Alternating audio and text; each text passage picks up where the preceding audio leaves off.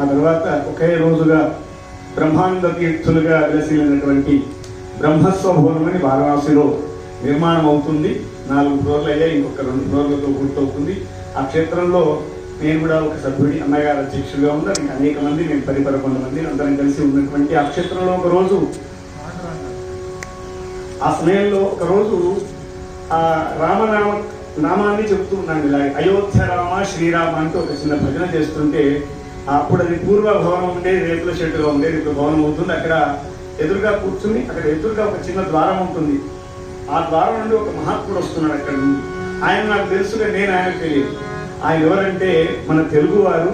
అయోధ్య రాముడు బాలరాముడి యొక్క ప్రతిష్టా సమయంలో, ప్రతిష్టలో ఆ కింద గర్తంలో పెట్టినటువంటి ఒక యంత్రాన్ని హనుమదుపాసకులు 6 కోట్లకు పైగా రామనామ జపాన్ని చేసి యంత్రాన్ని ప్రతిష్ఠింపజేసినటువంటి మహాత్ములు అన్నదానం చిదంబర శాస్త్రి గారు వస్తున్నారు. అప్పుడే నేను అయోధ్య రామ శ్రీరామ అంటున్నా లేదు, కళలోంచి నీళ్ళు వచ్చాయి. ఒక్కసారిగా భగవద్ అనుగ్రహం వారణాసిలో రామనామ జపం చేస్తున్న సమయంలో అటువంటి నామాన్ని మనం ఒక్కసారి అందరం కలిసి చేసి చివరగా మంగళం చూద్దాం.